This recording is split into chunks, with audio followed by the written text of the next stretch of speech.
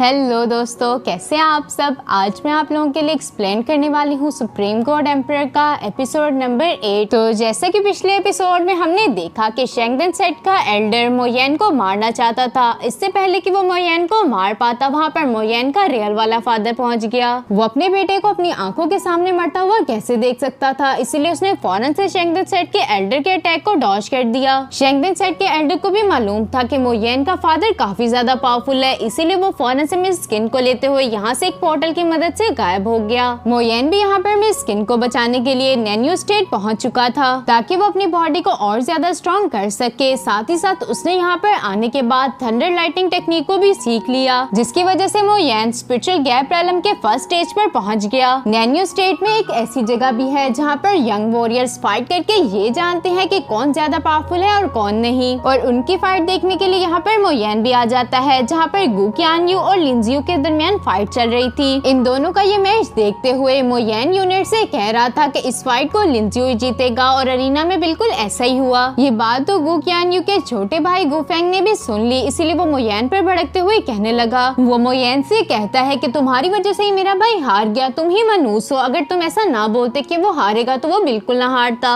अब आगे तो नेक्स्ट एपिसोड की शुरुआत में हम यहाँ पर गु qianyu को देखते हैं, जो कि मोयेन की बेइज्जती करते हुए कह रहा था, तुम जैसा कचरा आखिर यूनिट के काबिल किस तरह हो गया, क्योंकि तुमने तो अभी तक स्पिरिचुअल गैप रेलम के 5th स्टेज को भी सरपास नहीं किया। मोयेन तो यहाँ पर उसकी बातों का कोई भी जवाब देने की बजाय बस खामोशी से सुन रहा था, जिससे तो गु qianyu को गुस्सा आ गया, और ये बात तो गु फेंग भी समझ चुका, इसलिए वो फौरन से मोयेन पर अटैक करने के लिए आगे बढ़ जाता है। लेकिन इस बेचारे को तो मालूम ही नहीं कि मोयेन कितना ज्यादा पावरफुल है। वो तो बस अपनी heavenly thunder lightning body technique का इस्तेमाल करते हुए गु फेंग को पीछे की तरफ हटा देता है, जिसके बाद तो मोयेन गु फेंग से कहने लगा कि तुम्हें ये सब करने की कोई जरूरत नहीं। गु फेंग के तो हाथ में अभी भी काफी ज्यादा पेन हो रहा था, इसीलिए वो गु qianyu से कहने लगा, ब्रदर मैंने अपने स्पिरिचुअल गैप रेलम की 70% पावर को यूज किया, लेकिन फिर भी इसने मुझे हर्ट कर दिया। आखिर ये किस तरह पॉसिबल है। मिस यूनिट तो यहाँ पर हंसी जा रही थी, क्योंकि उसे तो पहले से ही मालूम है कि ये दोनों मोयेन का मुकाबला नहीं कर सकते, जिससे तो गु qianyu काफी ज्यादा ऑफेंड हो गया। इसीलिए वो वापस से अरीना में जाते हुए कहता है, ज़ूशियान हॉल एक ऐसी जगह है जहाँ पर नैन्यू किंगडम के जीनियस लोग फाइट किया करते हैं। यहाँ पर आने वाला हर शख्स एक्स्ट्रा ऑर्डिनरी स्ट्रेंथ रखता है, और किस्मत से आज हमारे दरमियान मू फैमिली का यंग चेयरमैन मोयेन भी है। ये सुनते साथ तो वहाँ मौजूद सब लोगों ने ही मोयेन की तरफ देखना शुरू कर दिया। वो गु qianyu यहाँ पर अपनी बात को आगे बढ़ाते हुए कहने लगा, आप सबको यंग चेयरमैन को अंडर एस्टिमेट करने की कोई जरूरत नहीं, क्योंकि ये सिर्फ 19 साल के होकर भी स्पिरिचुअल गैप रेलम के फर्स्ट स्टेज पर हैं। मैं तो आप लोगों को बताना ही भूल गया कि मोयेन तो स्पिरिचुअल गैप रेलम के 3 लोगों को भी आसानी के साथ मार सकता है। गु qianyu की बात सुनकर हॉल में मौजूद पर्सन तो कहता है, क्या तुमने वाकई में ये कहा कि मोयेन ने सिर्फ 19 साल की उम्र में स्पिरिचुअल गैप रेलम के फर्स्ट स्टेज को अचीव कर लिया?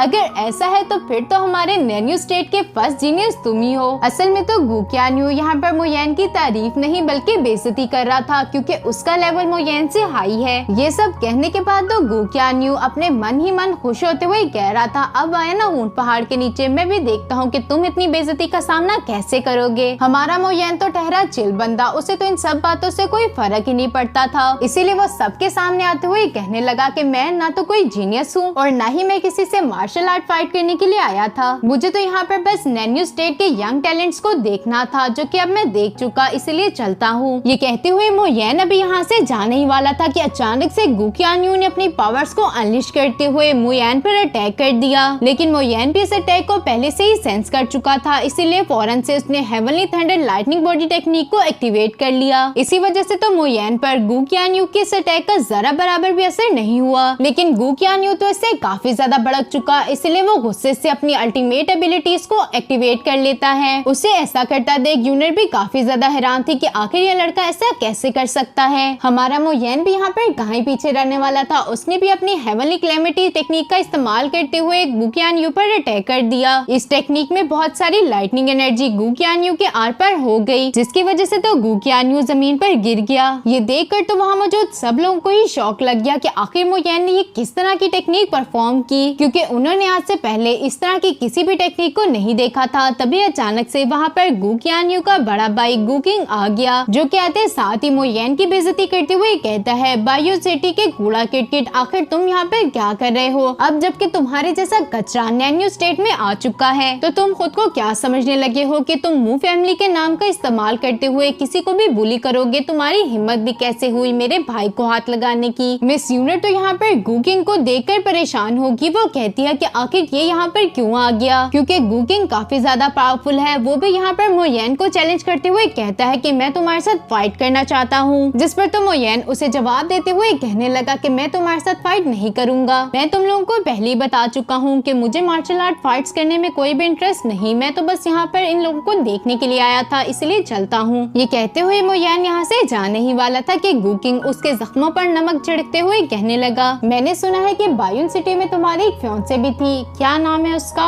हाँ याद आ गया, मिस किन। उसे तो तुम्हारी आंखों के सामने से ही शेंगडेन सेट के लोग ले गए, लेकिन मेरे ख्याल से तो वो जबरदस्ती उसे नहीं लेकर गए। मिस किन चूँकि काफी ज्यादा पावरफुल थी, उसने सोचा होगा कि तुम्हारे जैसे ट्रैश के साथ रहकर आखिर क्या फायदा, इसीलिए वो अपनी मर्जी से ही उनके साथ चली गई। और तुम जैसे बेचारे को अभी भी यही लगता है कि उसे शेंगडेन सेट के लोगों ने अगवा किया। गुकिंग तो इसी तरह की बकवास किए जा रहा था, जबकि यूनर तो यहाँ पर परेशान हो चुकी, क्योंकि उसे तो मालूम है कि मिस किन की मोयेन के दिल में क्या जगह है और वो उसके बारे में एक लफ्ज भी नहीं सुन सकता। इसीलिए उसे तो इस बात का अंदाजा हो चुका कि मोयेन इसकी बहुत बुरी हालत करेगा। जिसके बाद मोयेन गुकिंग से सवाल करते हुए कहने लगा, क्या तुमने अपनी बात को पूरा कर लिया? गुकिंग को तो यहाँ पर कुछ समझ ही नहीं आता कि आखिर मोयेन ने उसे क्यों पूछा। ये कहने के फौरन बाद ही मोयेन ने अपनी दोबारा से हेवनली क्लेमेटी टेक्निक को एक्टिवेट कर लिया, जिससे तो वो गुकिंग पर अटैक कर देता है। गुकिंग तो यहाँ पर मोयेन के इस अटैक को रोकते हुए अपने मन में कह रहा था कि आखिर मोयेन का अटैक इतना ज्यादा पावरफुल कैसे हो गया।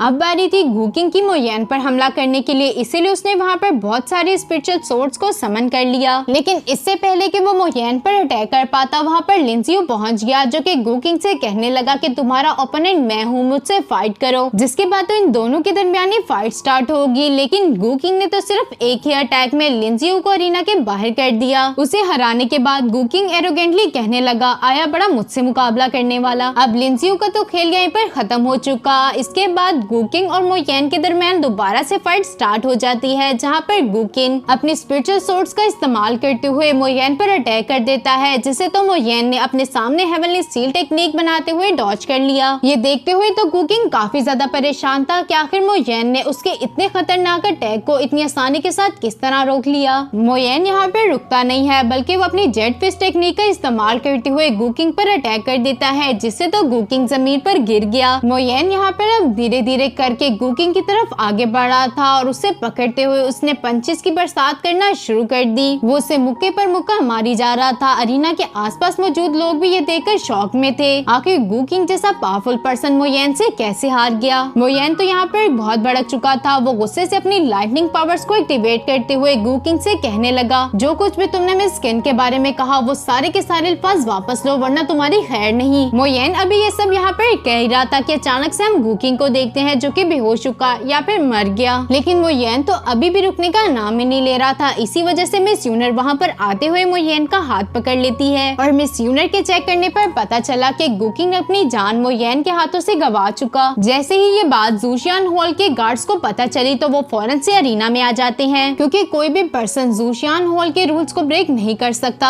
अगर कोई भी ऐसा करेगा तो उसे मार दिया जाएगा। और ये लोग भी यहाँ पर मोयेन को मारने के लिए आए थे। इससे पहले कि ये लोग मोयेन को मार पाते, वहाँ पर लंबी और छोटी आ गई, जो कि उन गार्ड से कह रही थी, क्या तुम लोग हिम्मत करोगे हमारे यंग चेयरमैन को हाथ लगाने की? ये कहते साथ ही इन दोनों पार्टीज ने ही अपनी पावर्स को एक्टिवेट करते हुए एक दूसरे पर अटैक्स करना शुरू कर दिए। मोयेन भी यहाँ पर बिल्कुल रेडी था इस फाइट में कूदने के लिए, लेकिन तभी वहाँ पर एक बंदा जिसका नाम था मिस्टर मू वो पहुँच गया। मोयेन उसको देखते हुए अपने मन में कह रहा था कि ये तो बिल्कुल मिस्टर वैंग की तरह दिखता है। अब जूशियान हॉल का गार्ड आगे की तरफ बढ़ते हुए मिस्टर मू से कहने लगा, इस पर्सन ने हमारे जूशियान हॉल के रूल्स को तोड़ा है। मिस्टर मू यहाँ पर गार्ड की सारी बात सुनने के बाद मोयेन से सवाल करते हुए कहने लगे कि आखिर तुम्हारा नाम क्या है, जिस पर तो मोयेन ने उन्हें अपना नाम बता दिया। दोस्तों आपको मैं यहाँ पर बताना चाहती हूँ, मिस्टर मू मिस्टर वैंग के बड़े भाई हैं, जिसकी वजह से वो मोयेन के बारे में थोड़ा बहुत कुछ जानते थे, क्योंकि उन्हें ये सब मिस्टर वैंग ने बताया था। अब वो गार्ड से कहते हैं कि तुम लोग यहाँ से चले जाओ, मोयेन का मामला मैं खुद ही हैंडल कर लूंगा। इसके बाद वो मोयेन को लेते हुए एक जगह पर आ गए। मिस्टर मू मोयेन से सवाल करते हुए कहते हैं, क्या तुम्हें मालूम है कि मैं कौन हूँ? मोयेन भी अब उन्हें जवाब देते हुए कहने लगा कि मुझे मालूम है कि आप न्यू एम्पायर के इकलौते 7 स्टार रैंक के अल्केमिस्ट हैं। मिस्टर मू मोयेन की बात सुनकर कहता है, अच्छा तो तुम जानते हो अगर तुमने मेरे भाई की मदद ना की होती तो आज मैं तुम्हें उसी स्पॉट पर मार देता। मोयेन तो यहाँ पर मिस्टर मू का अपनी जान बचाने के लिए शुक्रिया अदा कर रहा था, लेकिन मिस्टर मू उसे रोकते हुए कहने लगे, शायद तुम्हें जूशियन हॉल के रूल्स के बारे में नहीं पता। जूशियन हॉल को कीशियन रॉयल एकेडमी चलाती है और वो लोग कभी भी ये बर्दाश्त नहीं करेंगे कि कोई भी उनके जूशियन हॉल के रूल्स को ब्रेक करे, और अगर कोई पर्सन ऐसा करता है तो उसके लिए 2 पनिशमेंट्स हैं, पहली मौत और दूसरा है ये टोंग फर्नेस। अगर तुमने इसके अंदर 1 घंटा गुजार लिया तो तुम्हारे सारे के सारे गुनाह माफ हो जाएंगे, लेकिन आज तक कोई भी इस फर्नेस से जिंदा बाहर नहीं आ सका। ये सब बताने के बाद मिस्टर मू यहाँ से एक पोर्टल की मदद से बाहर रवाना हो गए। थोड़ी देर के बाद मिस्टर मू से मिलने के लिए मिस्टर वैंग भी पहुँच गए, जो कि आते साथ ही उनसे कह रहे थे कि आपने इतनी जल्दी में मुझे यहाँ पर क्यों बुलाया, क्योंकि मुझे बहुत सारा काम है, मैंने पिल्स को रिफाइन करना है, साथ ही साथ स्टडी भी। मिस्टर मू तो यहाँ पर उसकी सारी बातों को इग्नोर करते हुए कहने लगे, तुम्हें पता भी है कि मैं तुम्हें क्या दिखाना चाहता हूँ। ये कहने के बाद मिस्टर मू ने सामने की तरफ मिरर में मोयेन को दिखाना शुरू कर दिया, जिसे तो टोंग फर्नेस के अंदर देखकर मिस्टर वैंग काफी ज्यादा परेशान हो गए। वो परेशान होते हुए मिस्टर मू से कहने लगे, ब्रदर आपने ये क्या कर दिया, जिस पर तो मिस्टर मू जवाब देते हुए कहने लगे, अगर ये कभी भी रूल्स को ब्रेक नहीं करता तो इसे टोंग फर्नेस में जाने की कोई जरूरत नहीं थी, और अगर इसके साथ ऐसा मैं ना करता तो वो फैमिली हमारे जूशियन हॉल की रेपुटेशन को बर्बाद कर देती। लेकिन मिस्टर वैंग तो कोई भी बात सुनने के लिए तैयार ही नहीं थे। वो अपने ब्रदर से कहने लगे, अगर मोयेन हमारी एकेडमी में एक टीचर होता तो उसकी स्किल्स की मदद से हमारे स्टूडेंट्स बहुत अच्छे अल्केमिस्ट और रिफाइनर्स बन सकते थे, लेकिन आपने सब बर्बाद कर दिया। मिस्टर वैंग को मोयेन की इतनी ज्यादा तरफदारी करते देख मिस्टर मू कहने लगे, आखिर तुम्हें हो क्या गया है, तुम जब से बायोन सिटी से आए हो बस मोयेन की रट लगाई हुई है। पता नहीं इतने थोड़े दिनों में उस लड़के ने तुम पर क्या जादू कर दिया जो कि तुम उसी की बोली बोलने लगे हो। मिस्टर वैंग ने भी अब यहाँ पर सारा सच बता दिया। वो अपने ब्रदर से कहने लगा कि आपको मालूम है कि मुझे ये स्पिरिट गैदरिंग पिल बनानी किसने सिखाई, जिस पर तो मिस्टर मू हैरत से कहने लगे, क्या वो मोयेन था। मिस्टर वैंग उन्हें जवाब देते हुए कहता है कि हाँ वो मोयेन ही था। इन दोनों के दरमियान इसी तरह की बातें चल ही रही थी कि यहाँ पर सीन शिफ्ट होकर मोयेन पर आ जाता है, जिसके सामने से 3 एनर्जी बॉल्स आ रही थी। मोयेन उनसे बचने के लिए पीछे हटने वाला था कि अचानक से उसके पाँव फ्रीज हो गए, और जैसे ही उन एनर्जी बॉल्स ने मोयेन को हिट किया तो मोयेन की सोल बाहर आ गई। टोंग फर्नेस के अंदर बॉडी पर नहीं बल्कि सोल्स पर अटैक किए जाते हैं, जिससे सोल डैमेज हो जाती है और इंसान ऑटोमेटिकली मर जाएगा। और यही सब कुछ यहाँ पर मोयेन के साथ हो रहा था, जिसकी वजह से तो मोयेन जोरों के साथ चीखना शुरू कर देता है क्योंकि उसे काफी ज्यादा पेन हो रही थी। बाहर की तरफ खड़े मिस्टर वैंग भी ये सारा नजारा देखते हुए अपने ब्रदर से कहने लगे, ब्रदर प्लीज ये सब रोक दे वरना वो मारा जाएगा। जिस पर तो मिस्टर मू उसे जवाब देते हुए कहने लगे कि इस बात को तुम भी अच्छे तरीके से जानते हो कि मैं टोंग फर्नेस को नहीं खोल सकता, मैं क्या इसे तो इवन 9th लेवल का हेवनली वॉरियर भी नहीं खोल पाएगा। जिससे तो मिस्टर वैंग और ज्यादा उदास हो गए। वो उदास होते हुए अपने मन में कह रहे थे कि आखिर मोयेन इतने ज्यादा पावरफुल सोल अटैक का मुकाबला किस तरह करेगा, क्योंकि उसकी कल्टीवेशन तो अभी स्पिरिचुअल गैप रेलम के 1st लेवल पर है। मिस्टर वैंग तो यहाँ पर हर चीज के लिए अपने ब्रदर को कसूरवार समझ रहा था। वो अपने ब्रदर से कहने लगा, ब्रदर क्या आपको मालूम है कि इस बार आपने एक बहुत ही टैलेंटेड और जीनियस पर्सन को मार दिया। इसके बाद सीन शिफ्ट होकर यहाँ टोंग फर्नेस के अंदर मौजूद मोयेन पर आ जाता है, जिसकी सोल पर अटैक्स हुए जा रहे थे, जिसकी वजह से तो मोयेन इतना वीक हो चुका था कि उसके पास हिम्मत नहीं कि वो खड़ा हो सके। लेकिन वो अटैक्स तो अभी भी रुकने का नाम ही नहीं ले रहे थे। इसी वजह से मोयेन वहीं पर बैठकर सोचना शुरू कर देता है कि आखिर वो इस सोल अटैक से कैसे बचे। ये सोचने के बाद मोयेन अपने मन में कह रहा था कि आम लोगों को यही लगता है कि सिर्फ गॉड रेलम में पहुंचने के बाद ही वो सोल पावर को जनरेट कर पाएंगे। अगर मुझे यहाँ से निकलना है तो मुझे उस रास्ते को चुनना होगा जिस पर आज तक कोई नहीं गया। मुझे इस सोल फोर्स को डिफेंड करने की बजाय इसे अपनी बॉडी में एब्सॉर्ब करने के लिए कोई ना कोई तरीका ढूंढना पड़ेगा। और जैसा कि हमें तो पहले से मालूम है कि वो तरीका स्क्रॉल के अलावा मोयेन को कहीं नहीं मिल सकता। स्क्रॉल अब मोयेन को सुप्रीम गॉड एम्परर की हिस्ट्री दिखाता है कि आखिर सुप्रीम गॉड एम्परर किस तरह बना था।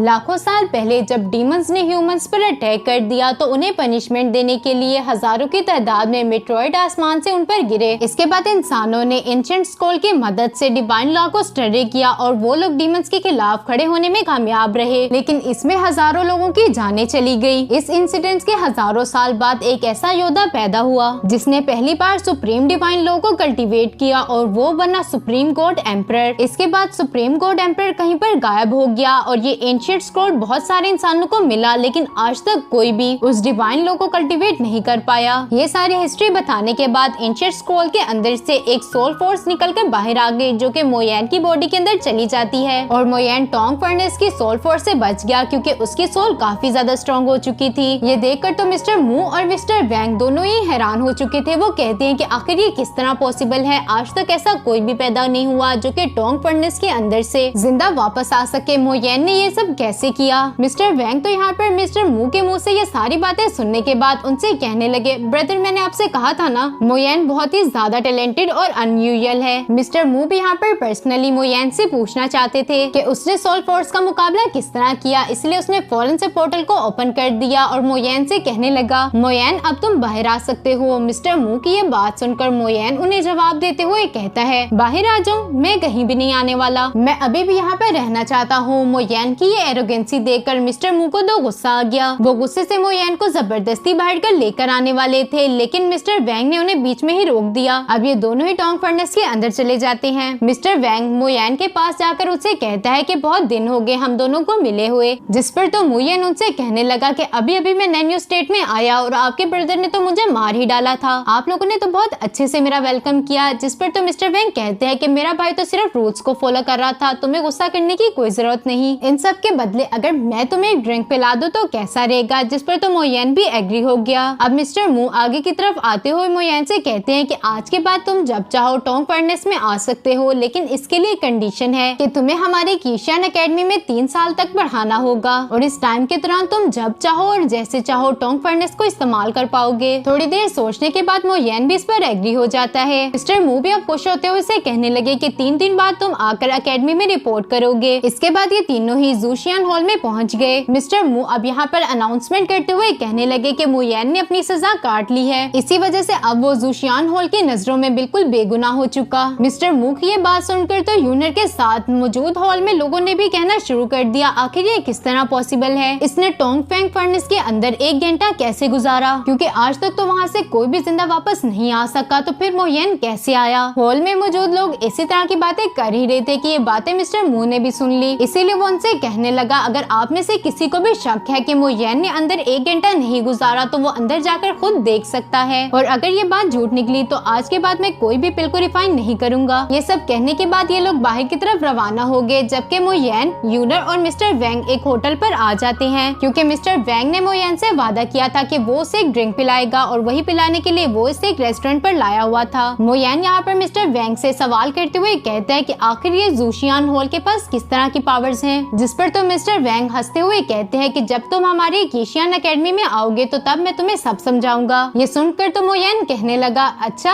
ऐसी बात है, तो फिर हम कीशियन एकेडमी के बारे में ही बात कर लेते हैं। मिस्टर वैंग ने भी अब कीशियन एकेडमी के बारे में बताना शुरू कर दिया था। कीशियन एकेडमी का असल नाम नैन्यू एकेडमी हुआ करता था, जिसे रॉयल फैमिली ने बनाया, लेकिन यहाँ पर आहिस्ता आहिस्ता फैमिलीज के दरमियान पावर्स के मुकाबले होना शुरू हो गए, जिसकी वजह से एकेडमी की स्ट्रेंथ खराब हो गई। अब कीशियन एकेडमी 7 एकेडमीज में डिवाइड है। 5 एकेडमीज की पावर को 5 मेन फैमिलीज कंट्रोल करती हैं और एकेडमी की 80% पावर कीशियन एकेडमी से आती थी, जिसकी वजह से इसका नाम चेंज करके कीशियन एकेडमी रख दिया गया। मिस्टर वैंग की ये सारी बातें सुनने के बाद मोयन दोबारा से उनसे सवाल करते हुए कहने लगा, अच्छा ये तो ठीक हो गया, लेकिन आप मुझे बाकी की 2 एकेडमीज के बारे में भी बताएं कि वो कैसी हैं। ये सुनकर तो मिस्टर वैंग कहते हैं कि ये दोनों ही एकेडमीज के ऊपर कोई भी मेन फैमिली रूल नहीं करती। एकेडमीज के बारे में सब कुछ जानने के बाद मोयन यहाँ से रवाना हो जाता है। रास्ते में भी वो यही सब सोच रहा था कि आखिर वो मिस किन को वापस किस तरह लेकर आए। वो अपने मन में कह रहा था कि शेंगदन हॉल को शेंगदन सेट ने बनाया था, जो कि नैन्यू सिटी में है, और ये बायोन सिटी में मौजूद शेंगदन हॉल से बहुत बड़ा है। अगर मुझे शेंगदन हॉल के साथ फाइट करनी है तो इसके लिए कीशियन एकेडमी बेस्ट रहेगी। मोयन अभी ये सब यहाँ पर सोच ही रहा था कि अचानक से उसके आसपास की प्रोटेक्टिव शील्ड को तोड़ते हुए वहाँ पर कुछ असैसिन्स उसको मारने के लिए पहुँच गए। मोयन उन्हें यहाँ पर देखकर उनसे सवाल करते हुए कहने लगा, आखिर तुम लोग कौन हो और यहाँ पर क्या करने के लिए आए हो? जिस पर तो उनमें से एक असैसिन मोयन को जवाब देते हुए कहता है कि मैं वो हूँ जो कि आज तुम्हें मारेगा। ये कहने के फौरन बाद ही उन चारों ने ही मोयन पर हल्ला बोल दिया। इससे पहले कि वो अटैक मोयन को लग पाता, मोयन फौरन से पीछे की तरफ हट जाता है। मोयन को भी अब समझ आ चुका था कि ये लोग उसे ऐसे नहीं छोड़ने वाले, इसीलिए उसने अपनी heavenly thunder lightning body technique को एक्टिवेट कर लिया और इन लोगों की पावर्स को चेक करने पर मोयन को मालूम हो गया कि ये लोग तो सिर्फ स्पिरिचुअल रैलम के 5th स्टेज पर हैं। उन असैसिन्स को भी ये समझ नहीं आ रहा था कि आखिर मोयन के पास ये किस तरह की पावर है, लेकिन वो इस बात को इग्नोर करते हुए फौरन से मोयेन पर अपनी सोर्ड की मदद से अटैक करने के लिए आगे बढ़ गया। से तो मोयेन अपने सामने एक प्रोटेक्टिव शील्ड बनाकर ब्लॉक करने की कोशिश कर रहा था, लेकिन मोयेन की वो शील्ड ज्यादा देर के लिए टिक ना पाई और उन्होंने मोयेन की शील्ड को ब्रेक कर दिया और एक सोर्ड जाकर सीधा मोयेन को लग जाती है, जिसकी वजह से तो मोयेन ने अपने पावर्स को अनलिश किया और वो सबके सब असैसिन से दूर जाकर गिरे। लेकिन ये असैसिन भी डीड किस्म के हैं, इतनी जल्दी हार थोड़ी मान लेंगे। वो दोबारा से अपनी सोर्ड की मदद से मोयेन पर अटैक करता है और फाइनली इस बार उसका अटैक कामयाब भी रहा। वो असैसिन अपनी तलवार को मोयेन के आर पार घुसा चुका था, जिससे बचने के लिए मोयेन ने अपनी थंडर फिस्ट लाइटनिंग टेक्निक का इस्तेमाल किया। अभी मोयेन एक असैसिन से फाइट करने में मसरूफ ही था कि अचानक से उन तीनों असैसिन ने एक साथ मिलकर मोयेन के ऊपर अपनी सोर्ड की मदद से हमला कर दिया। अब इन चारों की सोर्ड्स मोयेन की बॉडी के अंदर थी। मोयेन ने उनके सोर्ड्स को अपने हाथों की मदद से पकड़ लिया ताकि वो उसे बाहर ना निकाल सके और एक क्रीपी स्माइल देते हुए अपनी heavenly thunder lightning body technique को एक्टिवेट कर लिया, जिसकी वजह से तो वहाँ पर एक ब्लास्ट हो जाता है और ये सारे के सारे असैसिन दूर जाकर पटक गए। ये सारा शोर शराबा सुनकर वहाँ पर मोयेन की लंबी और छोटी वाली गार्ड पहुँच गयी, जिन्होंने तो वहाँ पर आते साथ ही मोयेन को अपने सहारे पर खड़ा कर लिया। मिस्टर वैंग और यूनर भी यहाँ पर पहुँच चुके थे। मिस्टर वैंग तो यहाँ पर असैसिन्स को देखते हुए कहते हैं, तुम चारों को तो अब मैं कहीं पर नहीं जाने दूंगा। इस बात से तो उन असैसिन्स को भी समझ आ चुका कि वो अब यहाँ से बचकर कहीं नहीं जा सकते। इसी वजह से तो उन्होंने अपने पास से एक पिल निकाल कर खा ली, जिससे तो वो चारों वहीं पर मर गए। मोयेन तो उन असैसिन्स को ऐसा करने से रोकना चाहता था, लेकिन अभी उसकी कंडीशन ऐसी नहीं कि वो उन्हें रोक पाता। तभी वहाँ पर भागता भागता एक मोटा आदमी पहुँच गया, जो कि इन सबसे सवाल करते हुए कहने लगा कि आखिर यहाँ पर क्या हुआ था।